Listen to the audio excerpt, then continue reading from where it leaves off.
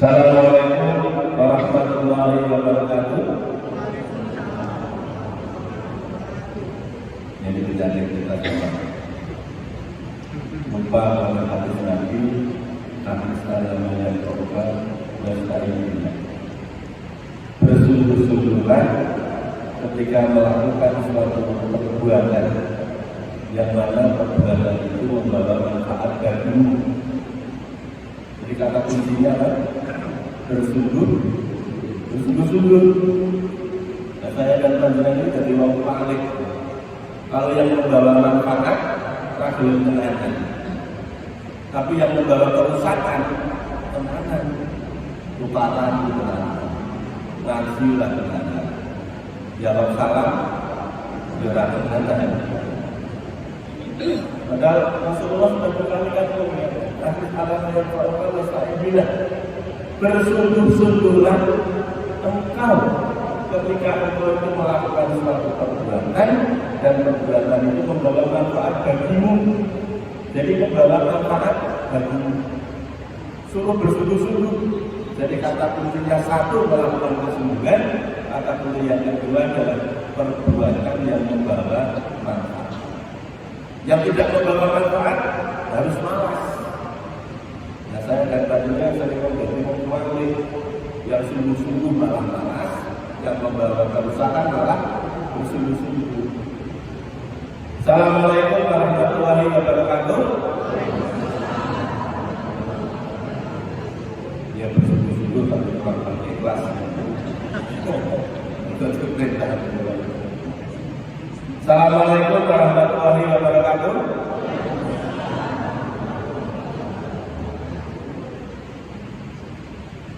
Bismillahirrahmanirrahim. Alhamdulillahirabbil alamin wa bihi nasta'inu ala umuri dunya waddin.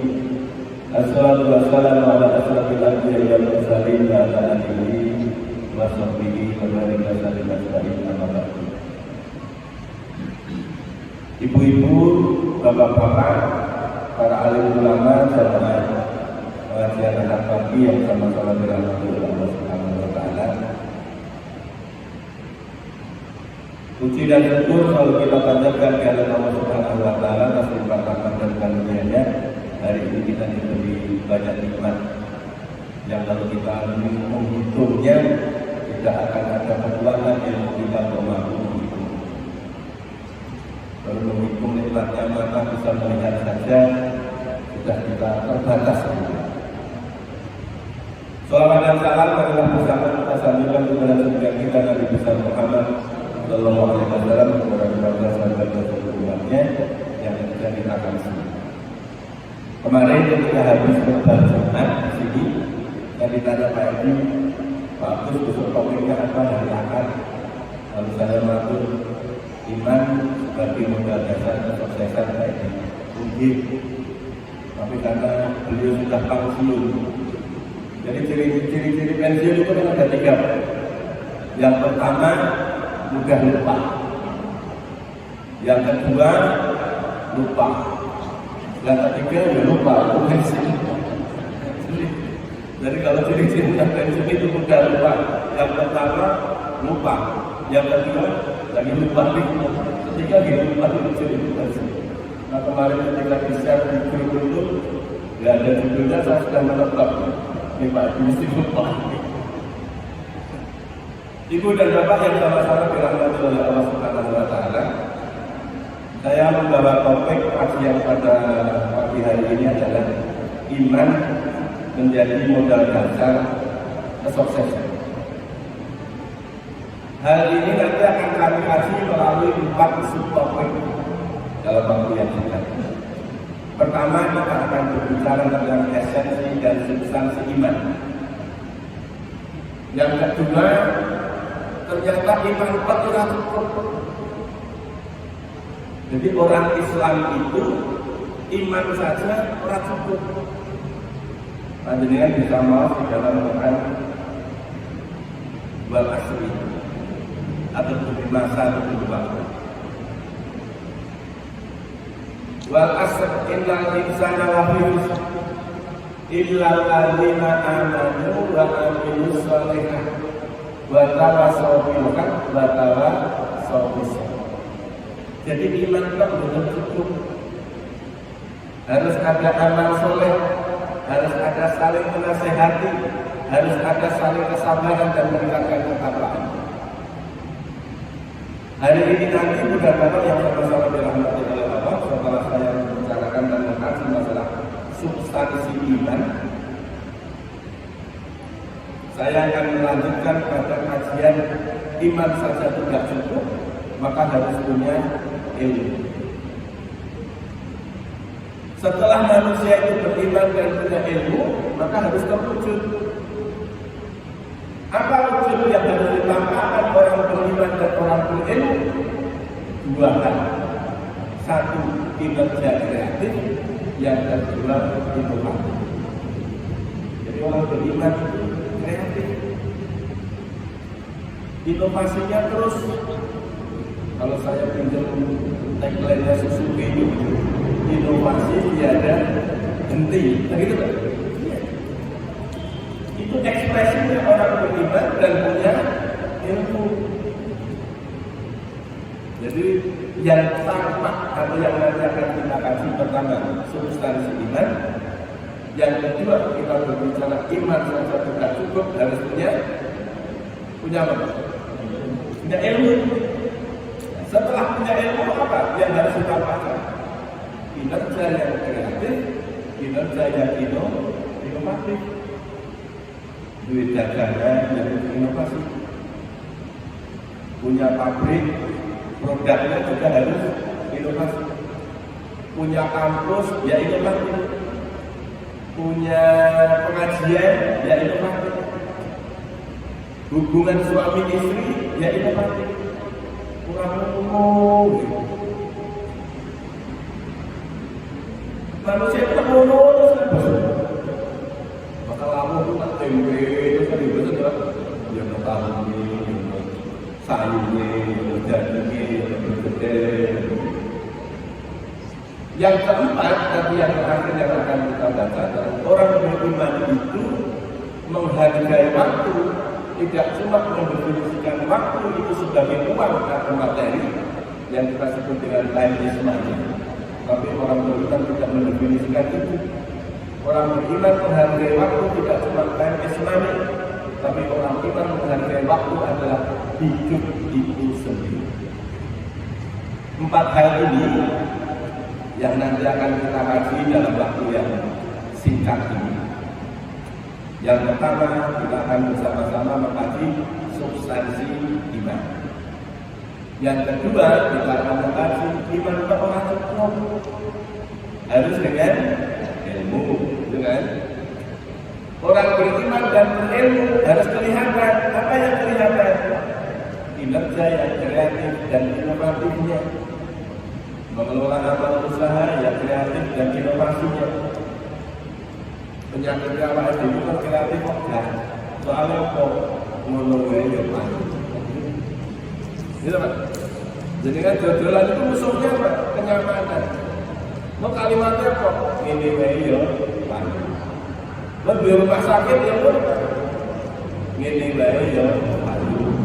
Di rumah makan ya ini meyo lain. Begitu ada kompetitor pesaing yang lebih baru dan lebih baik, baru gerak cerita. Oh iya,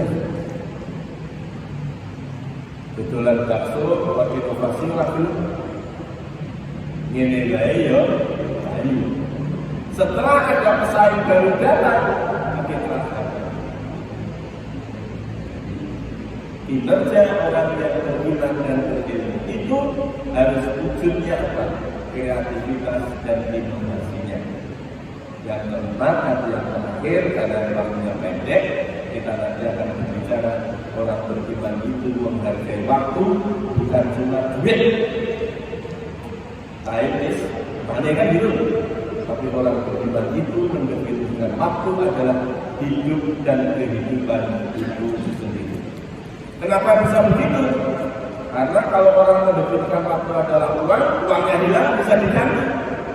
Betul tidak? Dengan lampu kehilangan 21 juta bisa diganti betul? Bisa. Tapi kalau waktu yang sudah lewat hidup yang sudah lewat tidak ada kekuatan yang bisa mengembalikan waktu yang sudah lewat itu. Maka 4 hal ini yang nanti akan kita bicarakan, mudah-mudahan waktunya nyadar. Tema-tema yang lain nanti kita kasih pada akad-akad berikutnya. Tapi saya ingin menyampaikan 4 hal. Yang pertama, kita akan berbicara dulu tentang substansi iman sebagai fondasi. Bangunan ini, masjid sebagus ini, atasnya bisa kelihatan kuat, itu karena ada fondasi. Panjenengan bisa bayangkan masjid yang 3 lantai, lalu fondasinya keropos, kira-kira bisa tegak apa roboh?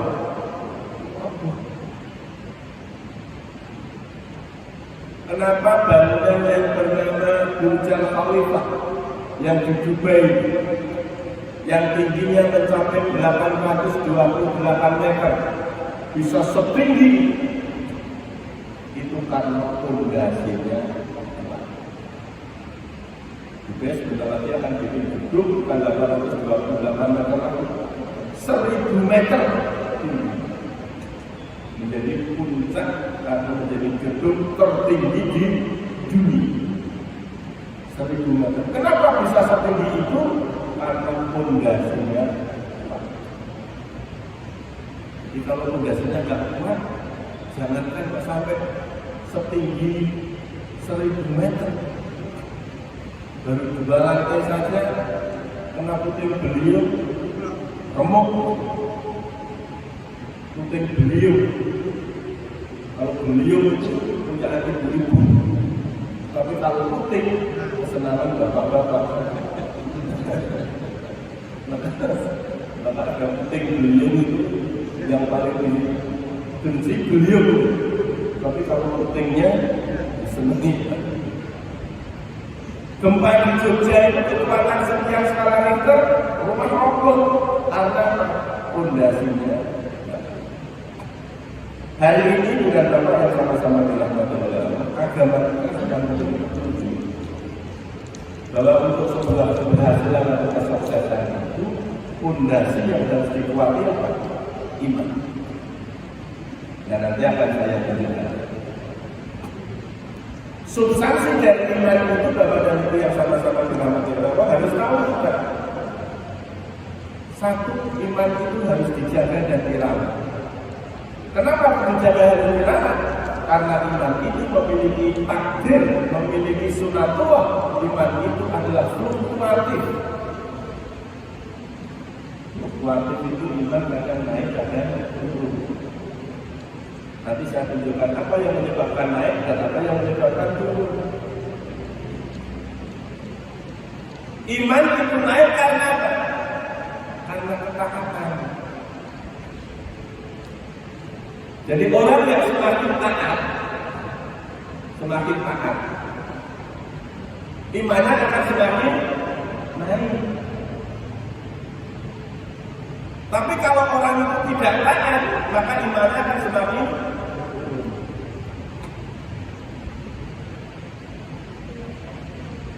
Ibu dan Bapak yang sama-sama dirahmati oleh Allah, kita pelajari dulu, kita kaji dulu. Sedikit demi sedikit, mudah-mudahan ini paham. Ketika kita dulu di madrasah, di pendidikan dasar, saya dan panjenengan dikaji-kaji awal itu mesti diajari oleh para ustaz bahwa apa definisi dari iman. Iman itu adalah tasdikun bil qalbi, tasdikun bil qalbi, wa iqrarun bil lisan, dan yang ketiga adalah wa amalun bil arkan. Tasdikun, membenarkan dengan hati. Jadi yang pertama-tama tentang iman itu di dalam hati. Walaupun dalam kamus orang mengatakan iman itu artinya percaya. Orang Nasrani itu mengatakan, hei orang-orang percaya, kan gitu. Orang beriman itu adalah orang yang percaya. Tapi pengertian iman itu ada tiga: pekerjaan hati, pekerjaan lisan atau lidah, yang ketiga pekerjaan anggota badan. Maka di sini disebutkan tasdiqul bil qalbi. Hati ini membenarkan. Orang bantai membenarkan Allah sebagai Tuhan, Muhammad sebagai Rasul, Al-Quran kitab suci itu dibenarkan. Lisannya mengucapkan, dan yang kelihatan tercermin pada apa? Akhlak, karakter, tingkah laku, maka tasdiqun bil qalbi wa iqrarun bil lisan wa amalun bil, membenarkan dengan hati, mengikrarkan dengan lisan, dan mengamalkan dengan anggota. Ini namanya iman. Ini namanya apa? Iman. Maka tidak cukup dengan kata-kata. Maka para ulama mengaitkan bahwa iman itu mencakup perbuatan. Ulama-ulama salaf itu selalu mengatakan orang beriman itu menyangkut apa? Perbuatan. Maka kalau ada orang yang ibadah makhluknya baik, tetapi kerjanya di perusahaan tidak disiplin, ngitung uang jarang benar, oh itu salah administrasi misalnya. Ulama salaf mengatakan tidak beriman, karena lisannya dia mengatakan beriman, tapi amalan yang berlawanan dengan orang yang beriman.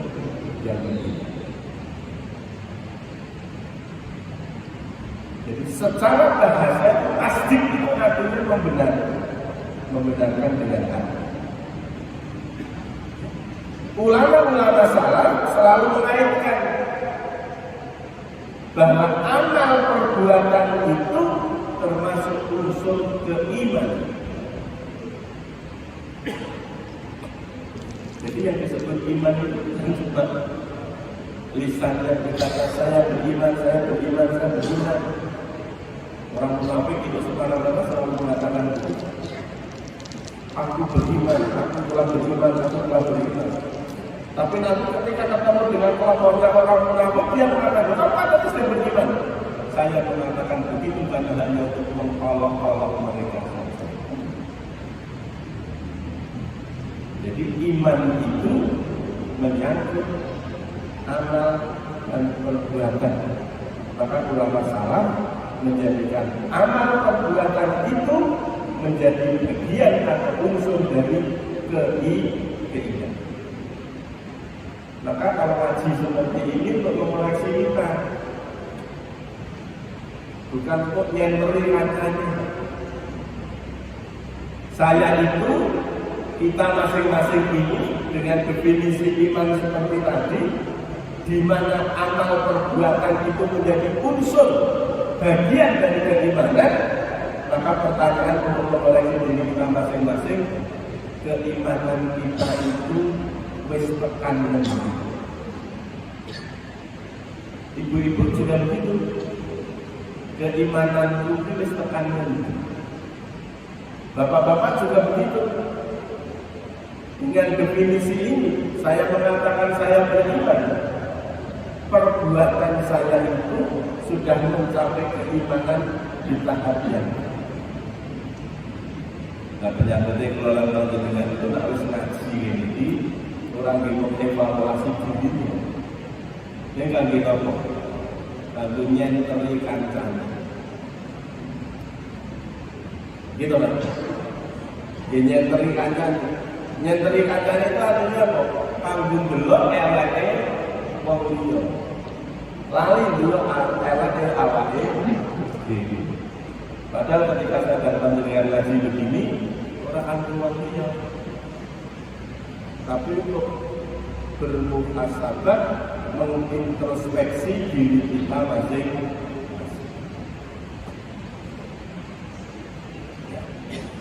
Secara filsafat, secara hakikat bisa mengatakan begitu. Karena iman tadi adalah mengkaitkan unsur-unsur perilaku, mengaitkan unsur-unsur perilaku itu menjadi unsur keimanan, maka disebut dengan iman itu adalah saat hati sudah bersama Allah Subhanahu wa ta'ala melalui malaikatnya, melalui rasulnya, melalui para ulama, warasatul anbiya. Jadi yang disebut dengan orang beriman itu apa? Ketika hati sudah bersama Allah Subhanahu wa ta'ala. Cepat apa jeruk? Cepat apa jeruk? Jadi dikatakan orang beriman itu kalau hatinya sudah bersama.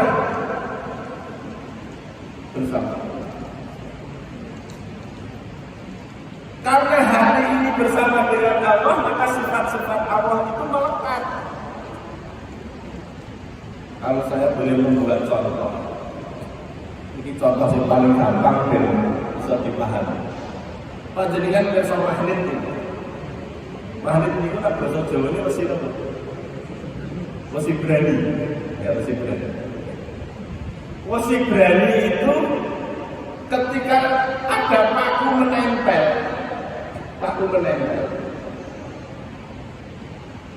Kalian tahu betul?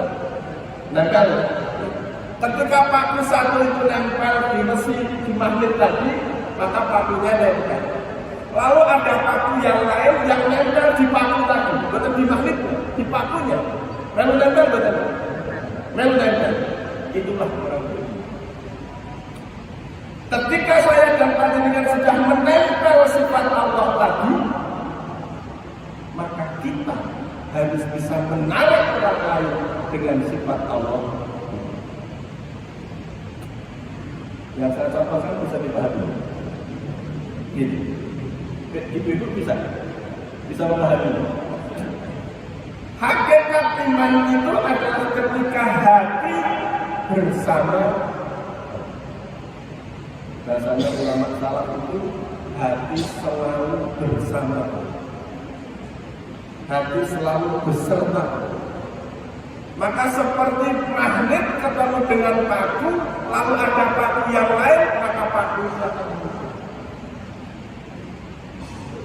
Jadi kalau ngaji yang seperti ini sekali lagi sama tuh, ini menjadi bagian introspeksi kita. Jadi sejak tadi saya mengatakan iman itu adalah tasdiqul biqalbi, hati membenarkan, wa iqrarul bilisan, lisannya mengikrarkan. Tapi yang ketiga adalah wa amalul bil anggota tubuh berbuat. Ulama mengatakan perilaku orang, tingkah laku orang, karakter orang menjadi unsur dari keimanan itu. Oleh karena itu hakikat dari iman itu adalah hati yang selalu bersama Allah Subhanahu wa ta'ala. Ketika hati selalu bersama dengan Allah Subhanahu wa ta'ala, maka sifat-sifat Allah itu melekat dalam diri kita. Suatu saat kita tahu ngaji makna Asmaul Husna, filosofi dan hakikat Asmaul Husna kita kaji satu persatu menjadi sesuatu yang sangat mudah untuk memperbaiki akal. Ketika magnet lagi ketemu dengan paku, lalu paku yang lain juga ikut mengikuti, itulah yang disebut dengan iman yang sesungguhnya. saya dan panjenengan satu dino ngaji begitu, ini konsepnya ya tambah akeh. Orang kok satu dino ngaji malah itu ngaji. Wong kalian dino ngaji, malah gawe ngapusi. Betul. Itu bukan iman. Maka yang disebut dengan iman itu adalah unsur-unsur perilaku atau seluruh kegiatan atau akhlak atau perilaku kita menjadi unsur-unsur keimanan. Jadi karena hati sudah beserta dengan Allah, maka terimbas sifat-sifat Allah ke dalam jiwa kita yang terwujud dalam apa? Perilaku kita sebagai apa? Muslim yang rahmatan lil alamin. Rahmatan lil alamin itu saya memberikan definisi yang singkat. Muslim itu menjadi solusi. Jadi umat Islam itu menjadi solusi, tidak menjadi problem, tidak menjadi bagian dari masalah. Tapi rahmatan lil alamin itu saya dan panjenengan itu menjadi solusi. Solusi di keluarga, solusi di sekolah, solusi di perusahaan, solusi di kantor, solusi di masyarakat. Itu adalah hakikat orang yang beriman. Sampai di sini bisa dipahami? Bisa nih? Jadi nomor satu kita bicara dulu tentang hakikat ini. Nah, saya memberikan contoh paling gampang, mesin sembrani ketemu magnet itu ketemu paku. Karena kita sudah melekat di dalam diri terimbas oleh sifat-sifat Allah, maka paku yang lain kalau menempel kita, ya kaku. Bukan menghina, tapi kaku.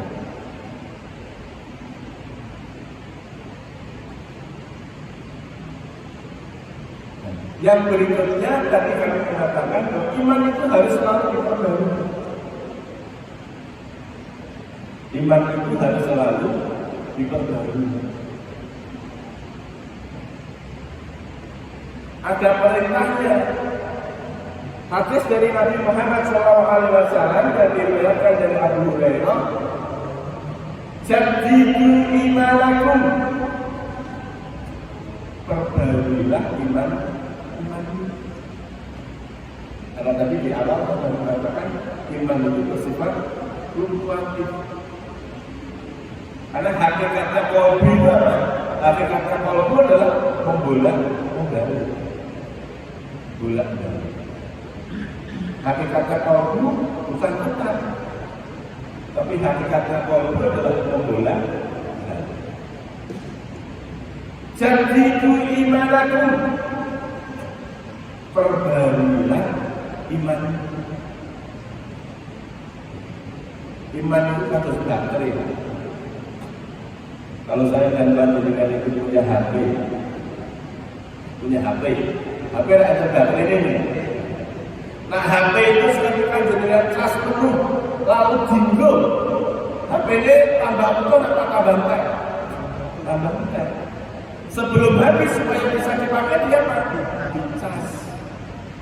Nah, iman itu seperti kaca, kudu dicas. Nah, lari ngecas, yang di HP ini raiso tinggal. Nah, kenapa orang bertelepon? Baterai itu minta, gitu. Kenapa kok BA-nya orang beres? Baterai itu minta. Kenapa WA-nya orang diwakil? Baterai ini minta. Kita HP itu punya baterai, saya dan panjenengan punya iman yang harus senantiasa dicas. Ngaji yang ini dicas. Maka di awal tadi saya sudah mengatakan iman itu bisa meningkat, iman itu bisa turun. Yang membuat meningkat apa? Yang membuat iman meningkat adalah ketaatan kita kepada Allah Subhanahu wa Ta'ala. Indikasinya gampang. Saya dan panjenengan imannya naik atau turun. Indikasinya gampang. Tanyakan terhadap perbuatan yang baik saya dan panjenengan itu semangat atau wegah? Arab mulai duit wong tuwa, semangat apa wegah? Kalau panjenengan semangat memberi uang kepada orang tua, iman sedang naik. Tapi kalau panjenengan tidak semangat wegah memberi uang kepada orang tua, iman sedang turun. Mendoakan tetangga, semangat apa tidak? Kalau semangat, iman sedang. Kalau tidak semangat, ya turun. Sholat malam misalnya, semangat atau wegah? Kalau semangat, imannya sedang naik. Kalau tidak semangat, imannya sedang turun. Maka indikasinya adalah kepada perbuatan yang baik. Mau berangkat pengajian semangat apa wegah? Berangkat pengajian semangat berarti iman kita sedang naik. Itu kebaikan. Lah awalnya dulu saya dan panjenengan itu sering menjadi orang yang kembali. Kalau terhadap kebaikan kita semangat berarti iman kita naik. Yang sering kita semangat bukan kebaikan, tapi keburukan. Maido misalnya. Nak maido, wagah apa semangat? Semangat, apa-apa dipaido. Kalau Ronaldo bal-balan dipaido. Goblok merasa pegulke gitu Pak. Apa-apa dipaido, apa-apa dipaido. Akan begini lo pengajian ini sama itu. Kayak banget. Atau kopi susunya kurang kental. Anda tak supaya itu. Oh ini kita jajanannya apa? Oh jajanannya klopon. Apa kloponnya kurang gede? Apa kurang gede? Apa kurang apa? Gitu. Lama itu semangat. Nah itu ada imannya sedang turun. Gitu. Maka saya dan bantu dengan pengajian itu kan selalu beda. Hari Rabu bersama Senoto. Kalau panjenengan tapi Rabunya jam 7, sing noto itu Rabunya jam berapa? Jam 6. Gitu. Jadi kalau panjenengan tapi Rabunya setengah 8 umpamanya itu. Mau sing pas jam 6 kita sama 11 bisa ngepel lantai yang membersihkan ini. Jadi iman itu naik, iman itu kadang turun. Indikasinya kebaikan yang kita lakukan. Kalau semangat terhadap kebaikan, imannya naik. Kalau malas kepada keburukan, berarti imannya naik. Tapi yang sering terjadi adalah kita justru semangat pada keburukan. Nah kalau orang yang semangat pada keburukan itu bukan imannya naik, tapi imannya sedang turun. Mau tidak kesini itu aja harus yang berbeda. Angkat orang. Buat jam 11 kalau resepsi, angkat orang. Jadi itu imanakum. Kila ya Rasulullah, wa kaifa nujadidu imanana? Qala aksiru min qawli la ilaha illallah. Perbaikilah iman. Ya Rasulullah, bagaimana cara kami memperbarui iman kami? Tanya para sahabat. Lalu Rasulullah SAW perbanyaklah mengucapkan la ilaha illallah. Derajat hadis ini diperselisihkan. Ada sebagian ulama yang mengatakan hasan, sebagian mengatakan sahih, sebagian lagi mengatakan dhaif. Terlepas dari derajat ini, tapi saya ingin mengatakan bahwa isi terhadap hadis ini adalah mampu meningkatkan keimanan. Maka kalimat tahlil la ilaha illallah, la ilaha illallah ini adalah menjadi instrumen yang bisa membantu memperbarui iman. Maka di sela-sela waktu yang luang kita lebih baik melakukan kalimat thayyibah. Kalau bisa melakukan la ilaha illallah, la ilaha illallah, la ilaha di setiap waktu. Kalau kita tidak bisa setelah sholat tahajud, misalnya menjelang subuh, istighfar. Astagfirullahaladzim, astagfirullahaladzim, astagfirullahaladzim. Ini kalimat-kalimat yang memperbaharui iman.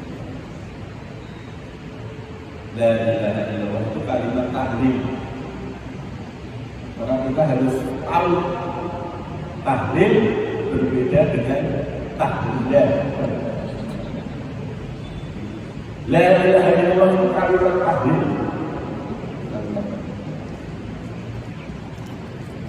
Iman itu fluktuatif, tidak bisa sama. Artinya fluktuatif itu apa?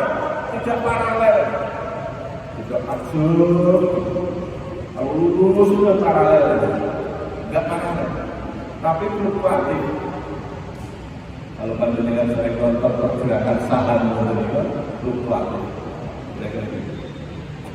Sering nonton berita ekonomi dan gerakan saham itu atau gerakan detak jantung, jadi fluktuatif. Dalam hadis Muslim disampaikan imanu yazidu wa yanqus. Al-imanu yazidu wa yanqus. Iman itu bisa bertambah dan bisa berkurang. Iman bertambah karena apa? Karena ketaatan. Iman berkurang karena apa? Karena kita tidak taat. Istri taat kepada suami itu menambah keimanan. Anak taat kepada orang tua itu menambah keimanan. Umat taat kepada Rasulnya itu menambah keimanan. Jadi ketaatan terhadap kebaikan itu menambah keimanan.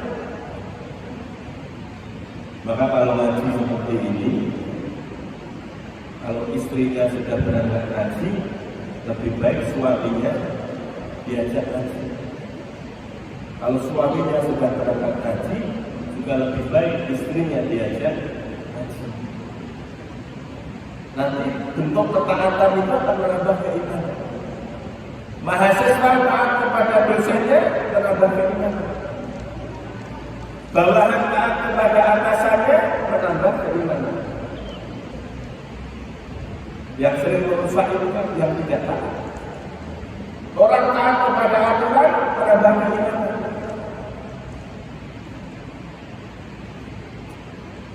Karena sifatnya iman itu sifatnya fluktuatif, maka iman itu perlu diperbaharui sesering mungkin agar iman itu kembali stabil, iman itu kembali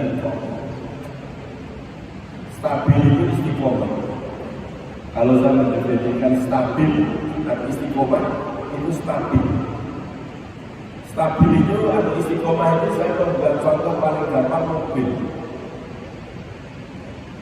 Contoh misalnya ada mobil Avanza yang punya cc berapa? 1.500 atau 1.300. Lalu ada mobil Mercy yang cc-nya 2.500 cc. Dua mobil ini kita pacu pada kecepatan 150 km per jam. Mobil Avanza dipacu dengan kecepatan 150 km per jam. Lalu ada jeglongan. Kira-kira stabil atau munting? Munting. Tapi kalau mobil 2.500 cc kita pacu dengan 150 km per jam, stabil tidak? Jadi orang yang istiqomah itu orang yang memiliki bekal keimanan yang kuat, maka ketika diuji coba sudah berjalan, ada goncangan, tetap stabil. Ini orang istiqomah. Tapi kalau orang beriman ada goncangan masih goyang-goyang, itu imannya belum istiqomah. Maka orang itu kelihatan ketika sedang memegang puasa, bukan sudah pensiun, tapi saat dia sedang berpuasa. Maka orang istiqomah atau tidak istiqomah itu bukan mobil di dalam garasi, bukan mobil di dalam garasi, tapi harus sudah teruji di lapangan. Nah, kalau mobil Avanza di dalam garasi, mobil Mercy yang 2500 cc tadi juga di dalam garasi, nggak pernah teruji, nggak tahu bedanya. Tapi ketika sudah berjalan dengan kecepatan 160 km per jam, tas, yang cc-nya semakin besar tetap stabil, apalagi Lamborghini bisa. Tapi kalau mobil cc kecil dengan pacu 160 km per jam, ya malah monting ya Pak. Itu bedanya orang yang imannya kuat kalau istiqomah dan orang yang punya iman tetapi belum bisa istiqomah. Saya memberikan contoh mobil dengan cc besar yang bagus dengan mobil yang 1 cc-nya kecil dipacu dengan kecepatan yang tinggi. Itu bedanya. Supaya saya dan panjenengan gampang mengambil. Kuat dan kokohnya iman akan membuat seorang muslim diikuti kedamaian dan akan membuatnya memiliki daya imunitas terhadap godaan syaitan. Maka saya memberikan gambaran mobil yang cc-nya tinggi, godaan syaitannya gelombang-gelombang tetap stabil.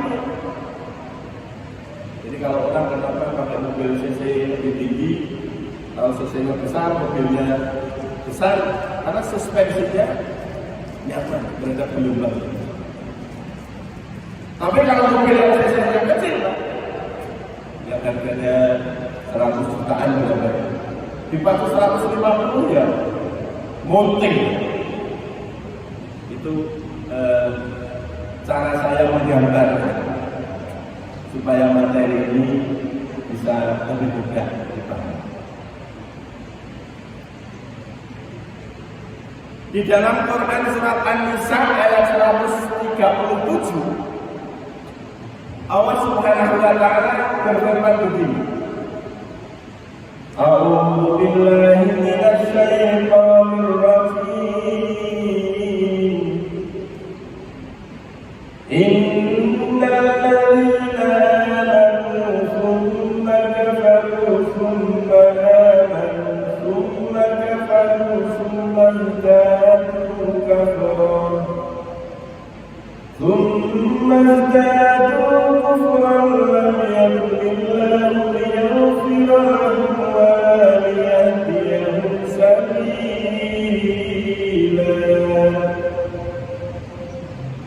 lam yakun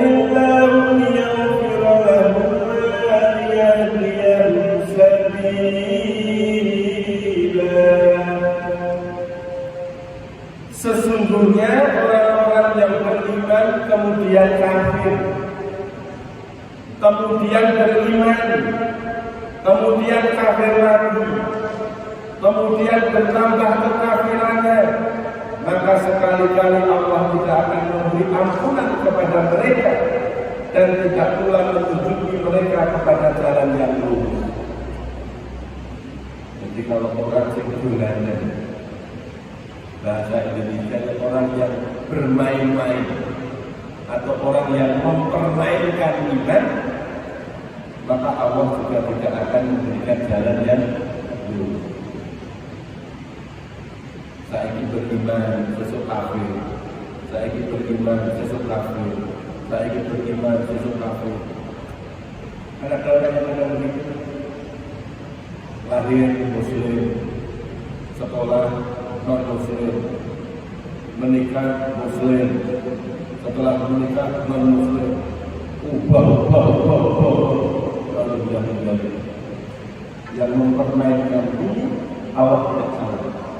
Maka Allah mengatakan tidak akan pernah menunjuki kepada orang ini jalan yang lurus. Tanda-tanda iman lain atau buruk tadi di awal saya sudah mengatakan indikatornya apa? Keinginan melakukan kebaikan itu kuat atau kuat.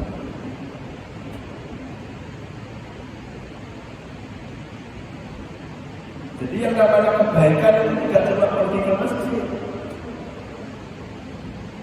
Memberi tetangga itu kebaikan. Memberi kepada saudara itu kebaikan. Senyum kepada tetangga itu kebaikan. Bersikap baik dengan suami itu kebaikan. Bersikap baik dengan istri itu kebaikan. Jadi indikasi kita kepada kebaikan itu kuat apa? Tadi pagi saya ngaji di Baitul Salam bilang mata, lidah, dan bibir. Yang di dalam Quran surat Al-Baqarah itu seolah-olah kalau seseorang itu membelanjakan uangnya itu tidak ada orang yang melihat.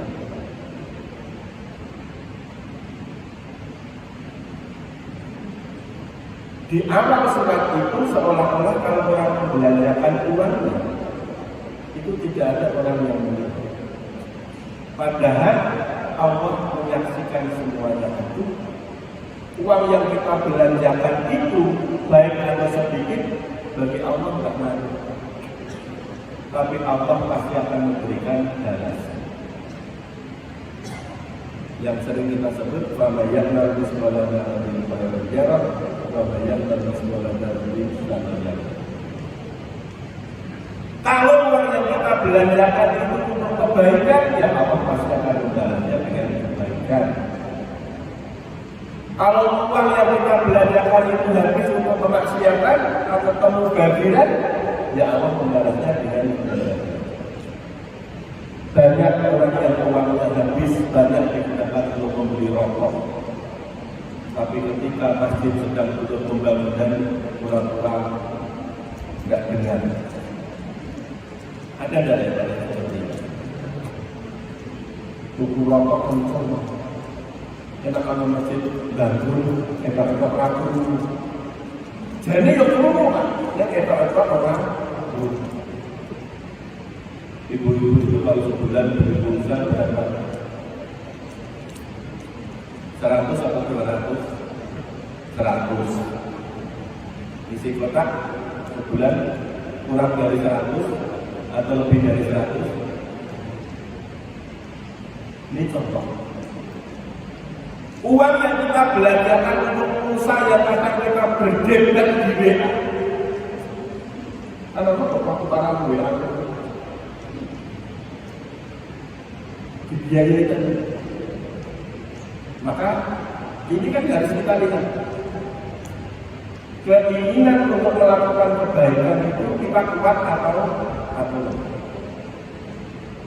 kuat atau termasuk di pengajian ini. Di pengajian ini untuk mendengarkan pengajian itu kuat apa enggak? Kalau sih ngomong saja itu bagus semua. Ustaznya ngomong, jamaahnya ngomong. Ada juga yang ngantuk. Ustaznya ngomong, ngantuk. Ya soalnya kenapa Pak? Dan waktu ngantuk ngomong ngaji. Kan ganjarannya duduk. Ngantuk yang berganjaran, ngaji itu ganjaran. Dua orang ngaji kalau ngantuk ganjarannya duduk. Lah indikasi atau tanda-tanda dari keimanan itu adalah ditanyakan kepada hati kita masing-masing. Kalau ada kebaikan itu kita semangat apa etok ora turu. Penyakitnya awake dhewe itu soal etok ora turu. Kalau ada kebaikan itu etok ora turu. Etok ora turu. Kalau kita membiasakan sekali etok ora turu ora apa-apa. Tapi kalau kata dibaleni itu yang jadi masalah. Maka ini indikasi keimanan. Maka di dalam Quran surat Al-Anfal ayat 2 Allah Subhanahu wa taala mengingatkan lagi.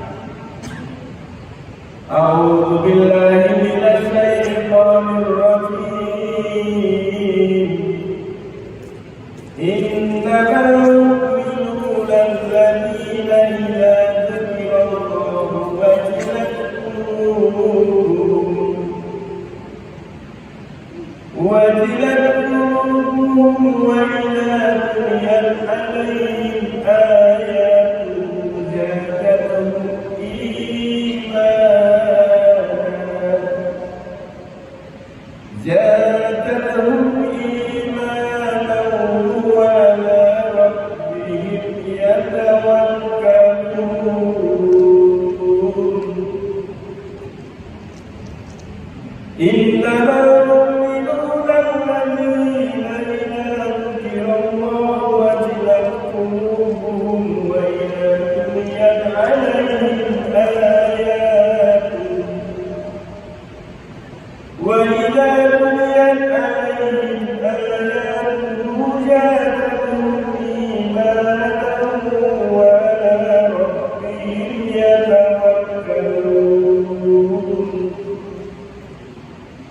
sesungguhnya orang-orang yang beriman itu ialah mereka yang bila disebut nama Allah gemetarlah hati mereka.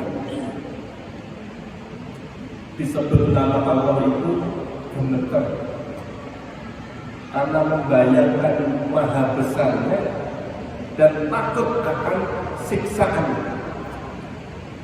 Takut akan siksaan. Takut akan siksaan. Dan apabila dibacakan ayat-ayatnya Allah, bertambahlah imannya. Bapak-bapak dan ibu-ibu, mohon maaf kalau saya menyampaikan yang disebut dengan ayat-ayat Allah itu tidak cuma ayat-ayat Al-Quran. Maka ketika saya memberikan tausiah berkali-kali, saya selalu mengatakan ketika menafsirkan Quran surat Al-Rum wa min ayatihi, dan salah satu tanda-tanda ayatnya Allah itu artinya apa? Suami itu sebagai ayatnya Allah dan istri itu juga ayatnya Allah. Orang yang beriman tidak akan pernah merendahkan ayatnya Allah, apalagi menyia-nyiakan. Kan itu cara berintahnya. Jadi wamin ayat ini itu dipahami bahwa ayat-ayatnya Allah itu bukan cuma ayat-ayat Al-Quran. Panjenengan punya anak itu ayatnya, panjenengan punya mertua itu juga ayatnya, panjenengan punya pasangan itu juga ayatnya. Sesungguhnya orang-orang yang beriman itu mereka yang bila disebut nama Allah gemetarlah hati mereka. Dan apabila dibacakan ayat-ayatnya Allah, bertambahlah imannya. Maka karenanya dan hanya kepada Tuhanlah mereka itu bertawakal. Jadi bukan Bapak yang sama-sama dirahmati oleh Allah, untuk kita sampai pada berbicara tentang iman. Hakikat dari iman tadi yang sudah kita pahami, kita teruskan yang kedua, bahwa juga Bapak yang sama-sama dirahmati oleh Allah, iman saja tidak cukup, harus dibutuhkan ilmu. Maka orang beriman itu harus berilmu.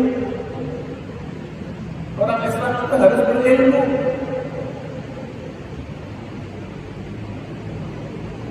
Jadi iman saja tidak cukup, tetapi harus dibutuhkan, masih dibutuhkan ilmu. majelis taklim ini majelis ilmu. Kajian-kajian ini majelis ilmu. Maka orang yang senang hadir di majelis taklim, senang hadir di majelis ilmunya, maka imannya akan tambah. Jadi orang beriman saja tidak cukup, masih dibutuhkan ilmu. Rasulullah SAW sampai menekankan ini tentang ilmu. Thalabul ilmi fardhatun ala kulli muslimin. Ada hadis yang lain, thalabul ilmi fardhatun ala kulli muslimin wal muslimat. Thalabul ilmi fardhatun ala kulli dan seterusnya. Mencari ilmu diwajibkan dari turun ayunan sampai kepada yang lahir. Thalabul ilmi dan seterusnya. Thalabul ilmi fardhatun ala kulli muslimin. Menuntut ilmu agama itu wajib atas setiap muslim. Melengkapi iman tadi. Setelah iman, ilmu.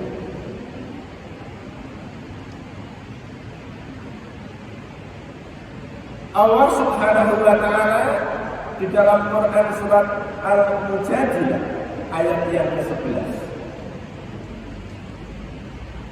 Yang paling populer itu adalah yarfa'illahu alladziina aamanu minkum walladziina utul ilma darajat. Lengkapnya di dalam Quran surat Al-Mujadilah ayat 11 itu, a'udzu billahi minasy syaithanir rajim. Ya ayyuhalladzina amanu idza qila lakum tafassahu fil majalis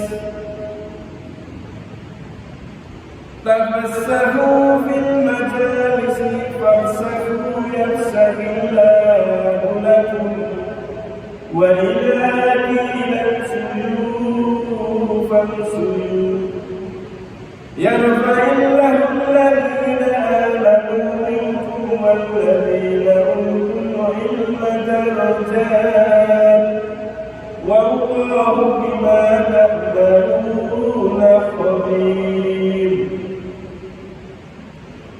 Ini peringatan kita yang hadir di majelis.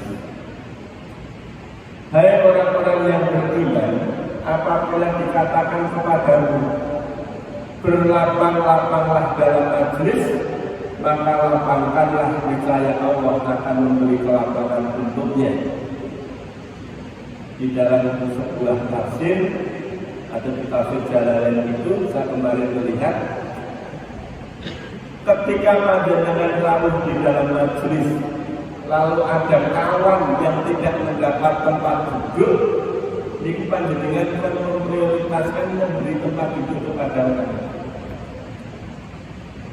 Jadi kalau panjenengan lagi rawuh, maka kalau panjenengan rawuh itu lebih baik dari depan. Sehingga kalau ada yang rawuh itu penuh lenggong, berlapang-lapanglah. Dan apabila mengatakan berdirilah, maka berdirilah. Jadi nanti ketika ada kumandang azan untuk sholat. Allah akan meninggikan orang-orang yang beriman di antara kamu dan orang-orang yang diberi ilmu pengetahuan beberapa derajat. Jadi yang ditinggikan oleh Allah itu satu orang yang beriman, dua orang yang berilmu, yang tadi saya sudah disebut. Iya Pak. Nah, penyakit di Indonesia ini yang terjadi bukan orang berilmu, tapi orang berijazah. Padahal banyak orang yang berijazah tidak punya ilmu. Kalau Anda mau kelakar, sekolah yang STIE yang gelari sarjana hukum. Lu kok iso Pak STIE kok sarjana hukum? Karena STIE itu sekolah tidak ijazah ilmu. Jadi fenomenanya bukan orang yang berilmu, tapi orang berijazah. ijazah. Amit-amit di Indonesia terjadi jual beli ijazah, jual beli ijazah. Nah, Al-Quran yang ditinggikan derajatnya bukan orang berijazah, tapi orang yang berilmu. Maka ijazah itu sebenarnya adalah sebagai tanda bahwa orang ini telah berilmu. Nah, yang terjadi kan bukan jalan lintas, ijazah itu buku, ilmu itu lewat. Kalau Al-Quran jelas, yarfa'illahu alladhina amanu minkum walladzina utul ilma darajat. Jadi yang akan ditinggikan derajatnya itu satu orang yang beriman. Tadi kita kembali ke awal. Hakikat iman itu adalah ketika hati sudah bersama Allah Subhanahu wa Ta'ala. Mulia. Karena sifat-sifat Allah ada di dalam diri. Saya memberikan contoh yang sangat-sangat sederhana. Magnet ketemu paku, maka pakunya itu mensifati sifat-sifat magnet. Maka paku ini bisa geret paku-paku yang lain. Itu orang yang berilmu. Yang kedua adalah orang yang berilmu. Maka tak bisa membahasnya dulu. Yang pertama iman dulu. Yang kedua ilmu. Karena saya mengikuti perintah Al-Quran. Bukan berilmu dulu baru beriman. Bahaya itu. Jadi iman dulu baru. Ini sebagaimana diajarkan di dalam Al-Quran. Ayat ini memberikan nasihat begini. Wahai orang-orang yang beriman, apabila kalian diminta untuk melapangkan tempat duduk bagi orang lain agar dia dapat duduk bersama kalian, maka lakukanlah. Allah pasti akan melapangkan segala sesuatu untuk kalian yang bisa dikenal. Jumatan yang begitu. Maka Jumatan itu supaya kita lebih sempurna. Kalau datang di awal, ojo namburi, tapi harus di depan supaya kita bisa menjalankan amanah Tuhan. Sehingga kawan yang lain ketika datang ke tempat bukan melampai. Maka tindakan utama ketika kita sholat itu adalah melangkahkan kaki memenuhi shaf yang kosong. Maka ketika sholat itu bersambil berjalan, itu tidak membatalkan sholat. Contoh, di shaf pertama, Allahu Akbar, shaf pertama. Di shaf pertama tadi ada orang yang batal. Karena dia kentur, batal, lalu orang itu meninggalkan barisan, meninggalkan shaf. Dia mengambil air wudhu. Barisan ini kan kosong. Ketika yang di depan itu maju melangkah, itu tidak membatalkan sholat, tetapi merupakan tindakan terpuji. Yang membatalkan sholat apa? Kalau berjalan sambil ngomong, ya sholat itu membatalkan sholat. Tapi kalau melakukan, itu yang batal. Sholat itu menuntut sudah ngomong, itu yang batal. Tapi ketika sholat pertama tapi ada yang kosong lalu dia keluar, orang yang di belakang itu melangkah memenuhi sholat itu tidak membatalkan sholat, tapi namanya tindakan yang baik, amal yang baik yang dilakukan pada saat sholat. Jadi berjalan memenuhi sholat itu yang kosong itu tidak membatalkan sholat. Contoh lain, imam satu, makmum satu, kan itu ya. Ketika orang berjamaah imam satu, makmum satu, maka laki-laki sama laki-laki, maka shafnya kan berdempetan, betul ya? Berdempetan, sejajar, berdempetan sejajar. Ketika berikutnya sudah berjalan, lalu ada jamaah yang lain yang datang, tetap di sini apa mundur? Mundur. Maka melangkahkan kaki tadi tidak membatalkan sholat, tapi menjadi amalan yang baik ketika pada waktu. Yang membatalkan sholat itu kalau kita ngomong, mau ngomong pokok dan telat, nah itu. Juga apabila kalian diminta untuk berdiri dari tempat duduk, maka berdirilah. Allah akan meninggikan derajat orang-orang mukmin, orang-orang beriman yang ikhlas, dan orang-orang yang berilmu itu beberapa derajat. Jadi orang iman yang ikhlas dan orang berilmu itu ditinggikan derajatnya oleh Allah Subhanahu wa taala beberapa derajat, bukan cuma di dunia, tapi sampai di akhirat. Allah Maha mengetahui segala sesuatu yang kita lakukan.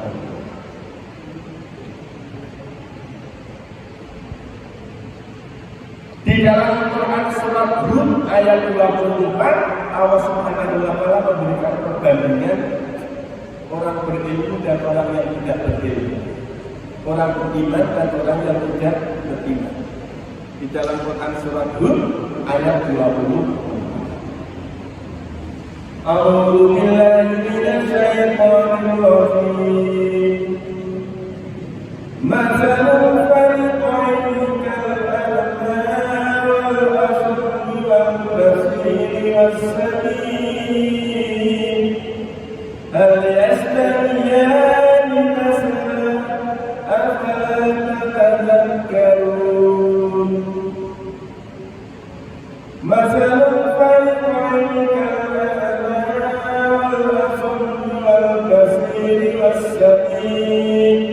هل يستويان مثلا أفلا تذكرون. Perbandingan kedua golongan itu, yaitu golongan orang-orang kafir dan golongan orang-orang mukmin, seperti orang buta dan tuli dengan orang yang dapat melihat dan dapat mendengar. Adakah kedua golongan itu sama keadaan dan sifatnya? Maka tidaklah kamu mengambil pelajaran daripada perbandingan itu. Jadi Al-Quran memberikan contoh yang jelas. Wong iman kalau orang beriman, orang berilmu dan orang tidak berilmu, itu perbandingannya. Orang yang bisu, orang yang buta dan bisu tuli dengan orang yang bisa melihat dan orang yang bisa mendengar. Apakah keduanya sama? Lagi dua. Iman itu energi dan kekuatan, ilmu itu lentera kehidupan yang menyinari perjalanan. Iman, ilmu. Iman itu energi, power. Ilmu itu apa? Cahaya. Maka orang sering mengatakan ilmu itu dibaratkan nur. Nur itu cahaya. Kenapa ilmu sering disamakan dengan nur atau cahaya? Karena sifat dari cahaya itu satu, menerangi. Sama dengan ilmu. Minat dzulumati ilan nur, menerangi. Bahasa Jawa ini magani. Bukan menerangi, tapi magani. Jadi kan sering magani apa sering menerangi, Bapak-bapak? Bapak-bapak sama menerangi. Sifat dari cahaya yang pertama adalah menerangi. Yang kedua apa cahaya itu Pak? Lurus. Cahaya itu lurus. Bukan itu cahaya yang bengkok. Dan yang ketiga, cahaya itu tidak pernah diskriminatif. Seperti matahari itu tidak pernah diskriminatif. Yang menyinari siapapun disinari. Orang beriman disinari, orang kafir disinari, apapun disinari. Maka ilmu itu sifatnya yang pertama menerangi. Yang kedua lurus. Jadi sifat cahaya itu lurus. Yang ketiga tidak diskriminatif. Iman yang tanpa ilmu bagaikan perjalanan tanpa destinasi.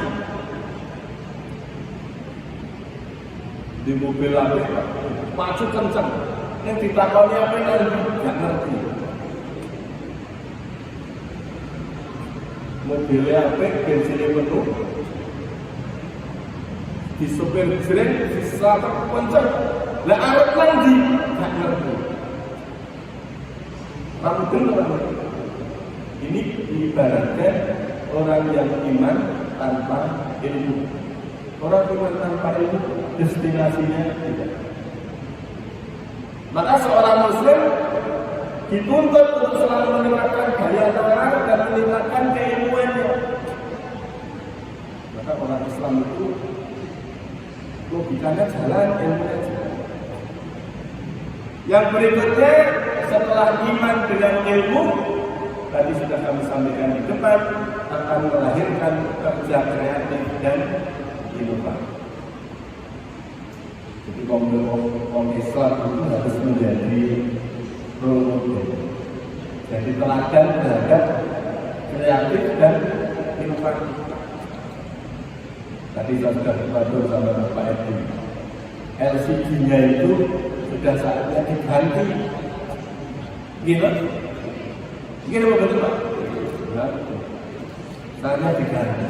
Membelikan lampu itu dengan membeli yang baru lebih mudah yang baru, lebih murah yang baru. Ya. Iman dan ilmu akan melahirkan kerja kreatif dan inovasi. Saya menyebutnya umat Islam itu harus mengembangkan 5 kompetensi yang saya sebut dengan 5K.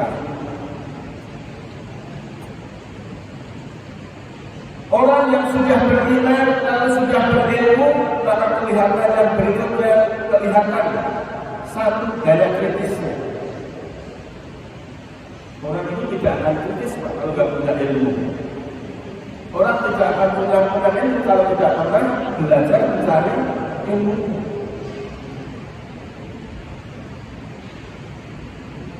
Mempelajari tafsir-tafsir Al-Quran itu bagian menjadi Al-Quran sebagai sumber ilmu. Yang pertama kritis.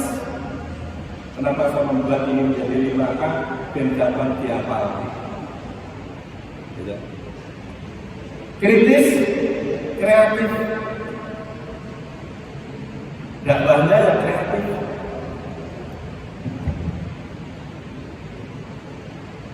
Kritis, kreatif. Yang kedua apa? Komunikatif. Yang ketiga kolaboratif. Walaupun itu maknanya sinergi, tapi bisa disingkat ya jadi 5 kata. Yang berikutnya adalah kontribusi wajib atau berkesinambungan. Ini saya sebut 5K supaya gampang dipilih.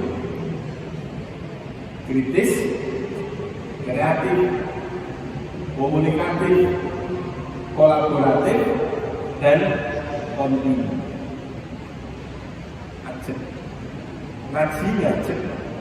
Kalau itu ngajib, orang berlangsung terus-menerus ini kurang manfaatnya.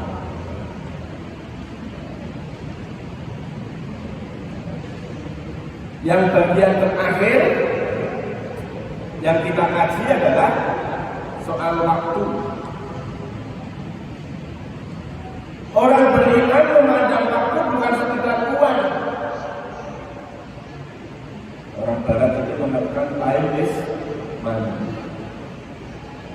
Orang beriman memandang waktu bukan sekedar uang atau materi.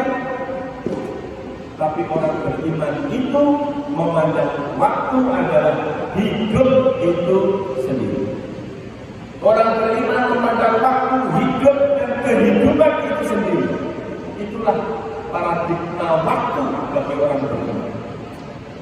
Bukan sekedar paradigmanya uang, tapi lebih dari uang. Bahwa waktu itu adalah hidup itu sendiri. Uang jika hilang bisa diganti, tetapi Tetapi jika waktu yang telah berlalu tidak akan pernah kembali.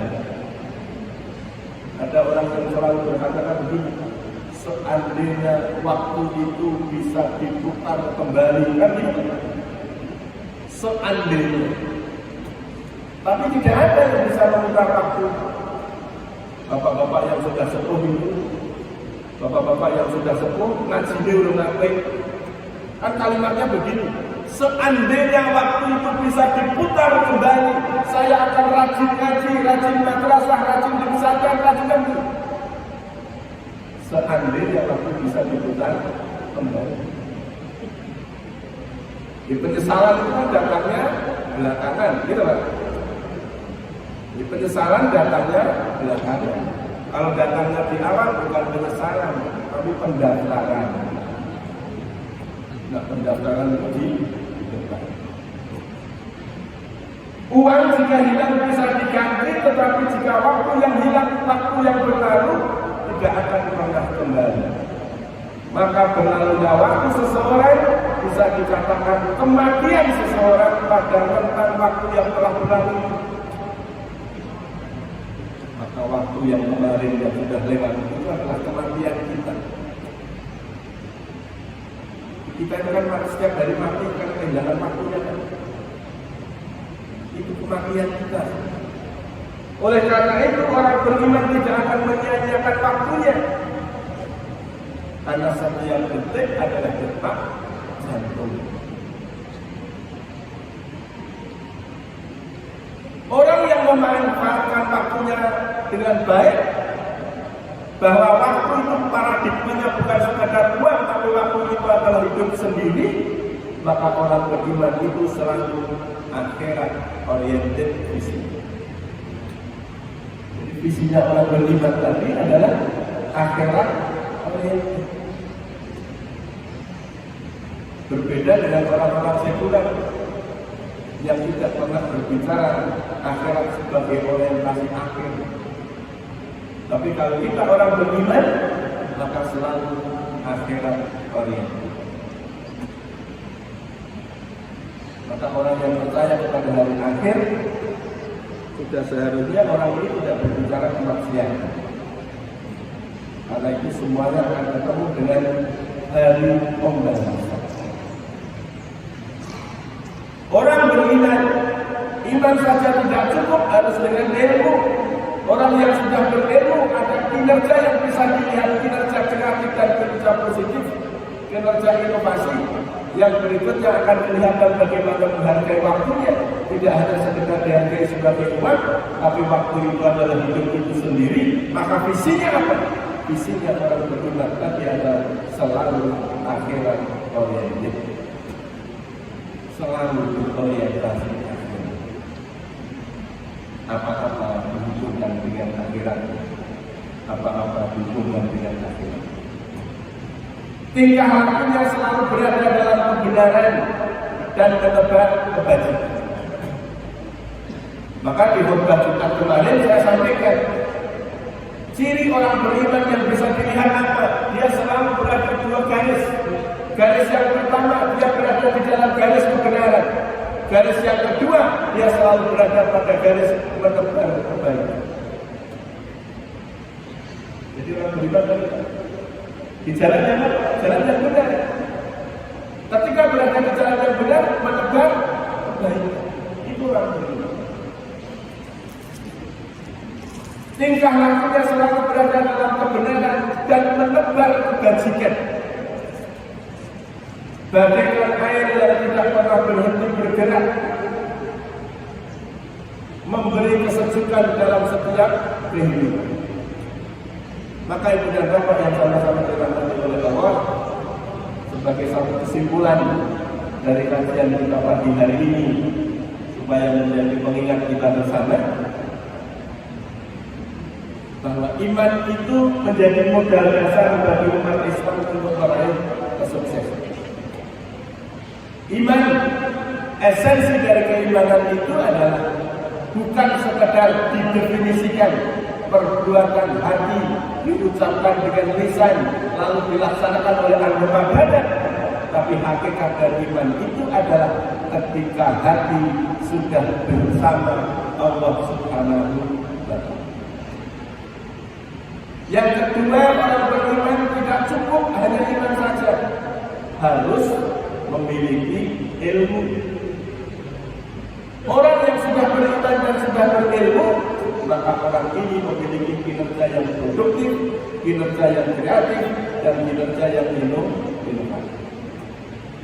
Orang yang demikian ini akan menghargai waktu, karena waktu tidak hanya dimaknai sebagai uang, tapi waktu dimaknai oleh kehidupan itu sendiri.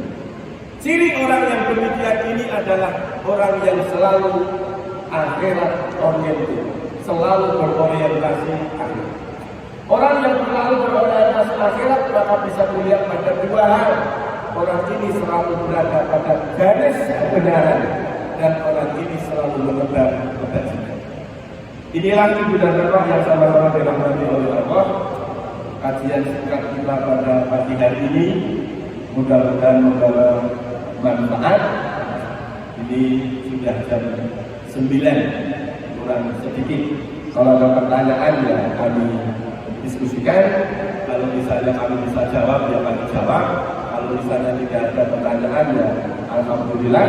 Nanti kita tutup dengan doa kafaratul majlis. Bismillahirrahmanirrahim. Subhanaka wa bihamdika asyhadu an la ilaha illa anta astaghfiruka wa atubu ilaik.